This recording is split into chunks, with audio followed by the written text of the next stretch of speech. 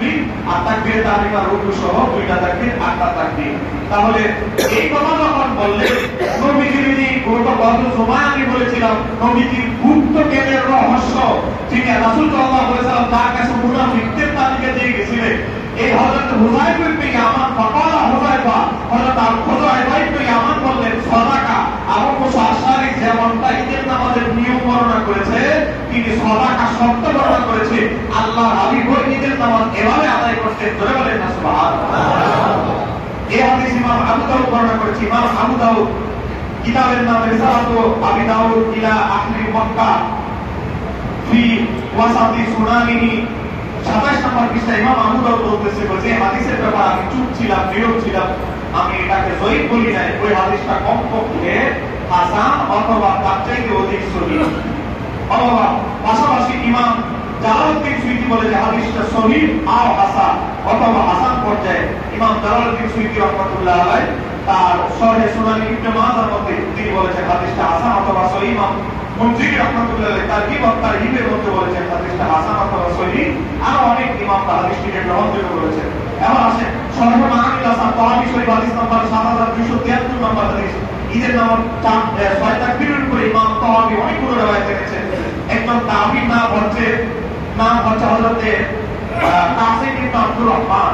হযরতে কাসিম ইবনে আব্দুর রহমান বলেন আমার কাছে নবীজির একদল সাহাবী প্রায় অসংখ্য সাহাবী হাদিস বর্ণনা করেছে। রাসূল সাল্লাল্লাহু আলাইহি ওয়াসাল্লাম সাহাবীরা বলতেন তারা বলতেন সাল্লাবিনা নবী সাল্লাল্লাহু আলাইহি ওয়াসাল্লাম আমরা নবীর সাথে ঈদের নামাজ আদায় করতাম। ইয়ামা ঈদের নামাজ আদায় করতাম।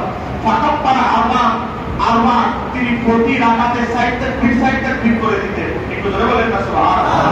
নবী সাহাবীরা বলতেছে আমরা রাসূলুল্লাহর সাথে নামাজ আদায় করেছি ঈদের নামাজ।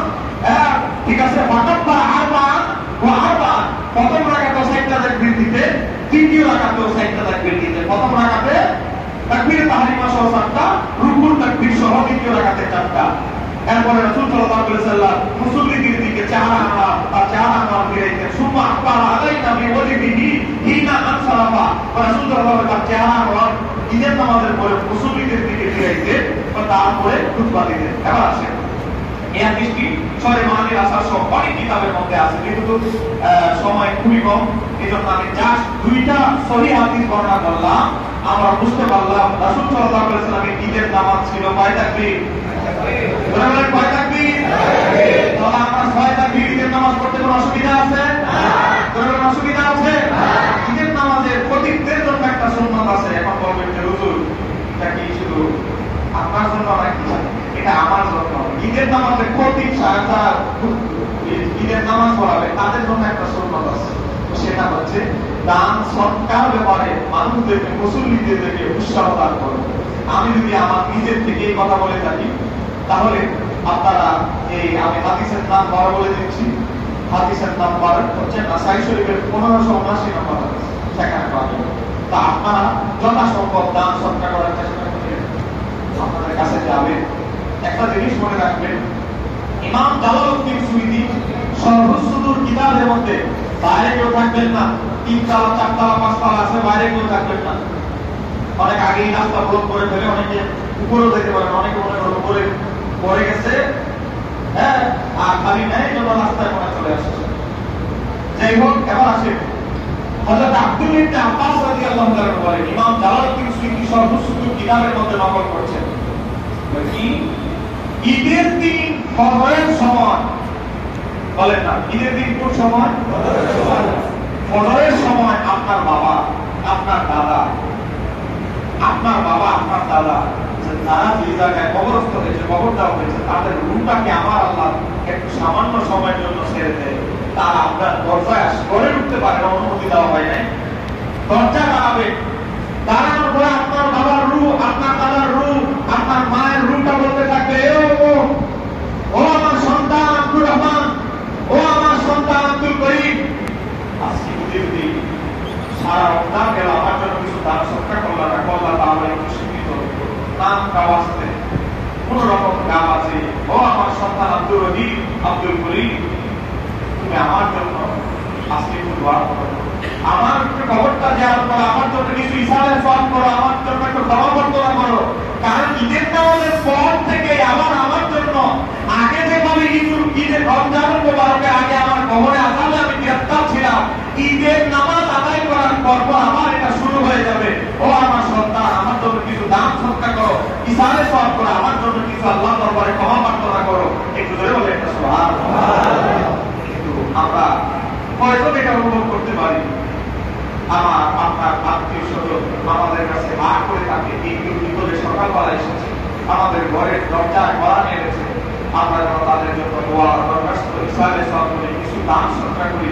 আমরা আজকে আমরা ঈদের ভিতরে মুনাজাতে আমরা আমাদের আত্মীয় স্বজনের জন্য দোয়া করব, আমাদের প্রত্যেকের আত্মীয় স্বজনের জন্য আমরা এই মর্মে দোয়া করবো, আল্লাহ রমজানুল মুবারকে যেভাবে তাদের কবরে আযাব বন্ধ করে দিয়েছো, কিয়ামত পর্যন্ত তাদের কবরে আযাব সেভাবে বন্ধ করে দাও। সবাই বলে আমিন। হ্যাঁ, আমাদের বলে আমিন।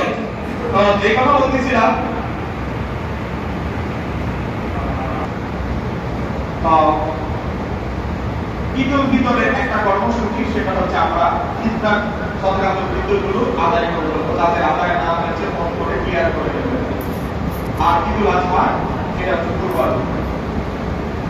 এবার আসে যে কথা বলতেছিলাম, রাসূল সাল্লাল্লাহু আলাইহি সাল্লাম এই ঈদের ভিতরে ঈদুল আজহা বিশেষ করে খুতবায় ওয়াজে বয়ানে সবচেয়ে বেশি গুরুত্ব দিতেন দান সদকা।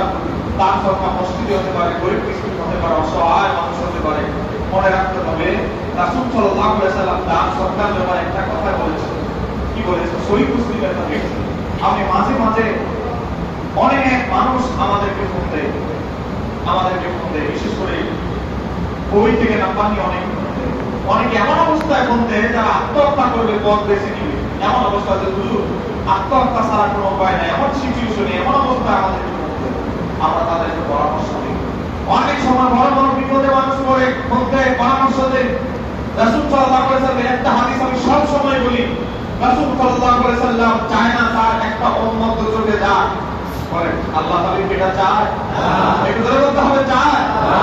আল্লাহ হাবিব উম্মতের প্রতি কতটুকু দয়ালু একটা হাদিস পড়লে আপনারা বলবেন, সহিহ মুসলিমের হাদিস।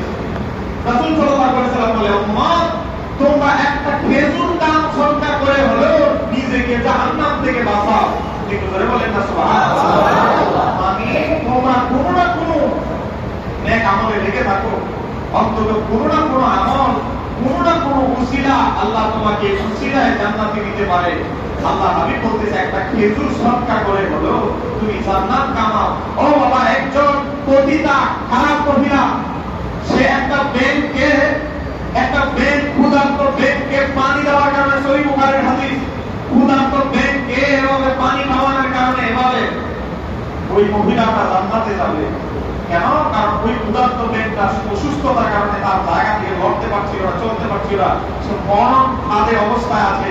ওই ব্যাংকটা আল্লাহর কাছে দোয়া করেছিল, আল্লাহ তোমার একটা সৃষ্টি হলাম আমি, আমার জন্য সে এই পানি দিয়েছে, আমাকে তৃষ্ণার্ত অবস্থায় আমাকে যে পানি পান করিয়েছে, তুমি তাকে জান্নাত দান করো। বলে এই ব্যাংক ইব্রাহিম আলাইহিস সালামকে যখন আগুনের কুণ্ডলী প্রস্তুত করা হলো, ব্যাংক সবার আগে আল্লাহর কাছে বলেছিল, আল্লাহ তুমি আমাকে শক্তি দাও, আমি তোমার খলিল ইব্রাহিমের পাশে যেন থাকতে পারি। বলেন না সুবহানাল্লাহ। ব্যাংক আর আরেকটা আছে পরের মধ্যে টিকটিকি, কথা আছে না? এই টিকটিকি ইবলিস শয়তানকে সহযোগিতা করেছিল, নতুন বাহিনীকে সহযোগিতা করার চিন্তা করেছিল। এই জন্য টিকটিকি আর ব্যাংক এই দুইটা প্রাণী আলাদা আলাদা বিবেচনা করা হয়। এক সময় কম দেখেন, আরেকজন মানুষ নামাজ রোজা সব ঠিক আছে, কিন্তু দুজনে যাবে কেন? এটাও সহিহ বুখারীর হাদিস, একই জায়গায় এসেছে। একটা মহিলা একটা বিড়াল পালতো, এই বিড়ালকে বেঁধে রেখেছে, এর নাচ ছেড়ে খাবার অন্য মানুষের ঘরে বা কোথাও গিয়ে সুযোগ দেয় নাই। এই বিড়ালটাকে একটা পানি পর্যন্ত দেয় নাই, একটা দূরের কথা পানিও দেয় নাই। বিড়ালটাকে বেঁধে তাকে নৃশংসভাবে কঠিন অবস্থায় মেরেছে। এই জন্য একটা মহিলা দুজুকে যাবে শুধু বিড়াল মারার কারণে। আবার আরেকজন অনেক বড় পাপী, সে ব্যাংকে পানি করার কারণে, ব্যাংকে পানি পান করানোর কারণে সে যাবে জান্নাতে। তাহলে আমার আল্লাহ কোন আমলে উসিলা আপনাকে জান্নাতে দিতে পারে, এটা আমি আপনি বলতে পারবো না। একটু জোরে বলেন, বলতে পারবো না।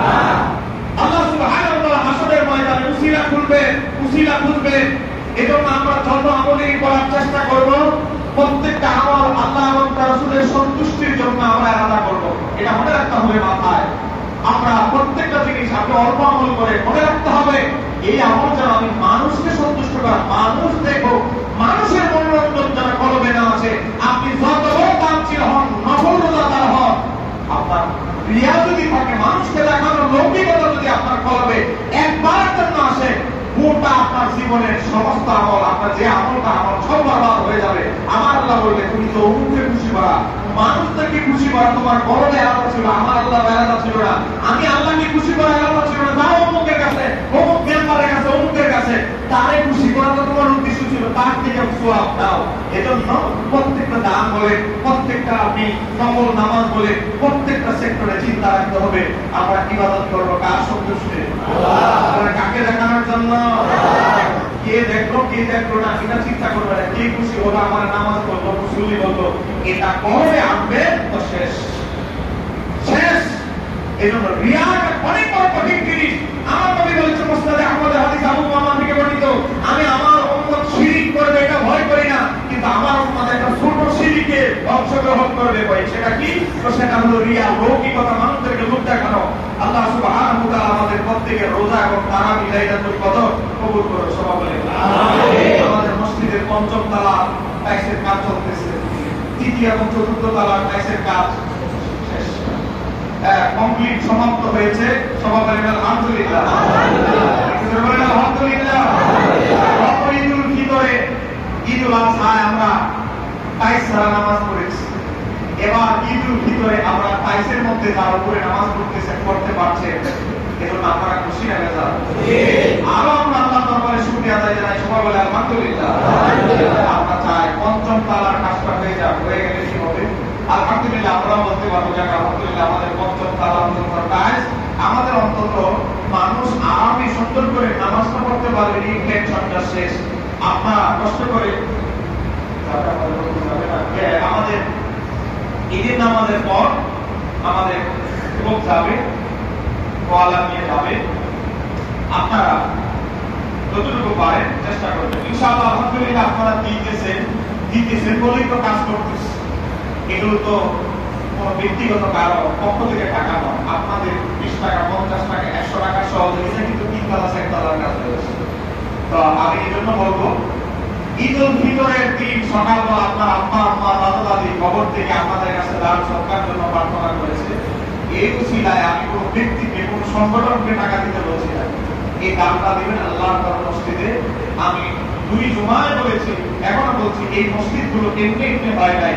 ইব্রাহিম আলাইহিস সালামের পাথরের গড়া যে জায়গায় করেছে, বাইতুল্লাহ নির্মাণের পরে তিনি ফুল দিয়ে টিল মেরেছেন ছোট ছোট পাথরের গড়াগুলো। সেই জায়গায় একটা পাথরের ছোট গড়া করেছে, ওই জায়গায় একটা মসজিদ নির্মাণ হবে। ধরে বলেন সুবহানাল্লাহ। এই মসজিদ এমনি এমনি হয় নাই। এই জন্য আমি বলবো, আপনারা মসজিদে ভালোবাসার নজরানা হাদিয়া আপনারা দিবেন। আপনারা যারা 500 1000 দিবেন, আমাদের ইমাম সাহেব আছেন, তার কাছে নাম লেখাবেন। আমি আপনাদের জন্য দোয়া করব। আমি বিশেষ করে আমাদের ফিতনার টাকার জন্য যে আঞ্জুমানের কাছে আমাদের জামিয়া মহিলা সুন্নাতের জন্য ফিতনার বই নিয়ে এসেছেন, ইমাম সাহেবের কাছে বই আছে। আপনারা কি 50 টাকা 100 টাকা দেওয়ার থাকলে, সময় হয়ে গেছে, তো যে কথা বলতেছিলাম আপনারা দিতে পারবেন।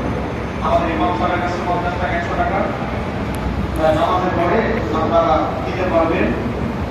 আল্লাহ সুবহানাহু বিভিন্ন ত্রুটি আমাদের হতেই পারে। আল্লাহ সুবহানাহু ওয়া তাআলা সরকারের ভিতরে ছিল, চিন্তার ছিল, এবং আল্লাহ দরবারে আমরা ক্ষমা প্রার্থনা করছি। আল্লাহ যেন আমাদের রোজা ভুল ত্রুটিগুলো, আদবের ত্রুটিগুলো, এগুলো যেন মাফ করে দেয়। সবাই আমিন। আসসালামু আলাইকুম ওয়া রাহমাতুল্লাহি ওয়া বারাকাতুহু।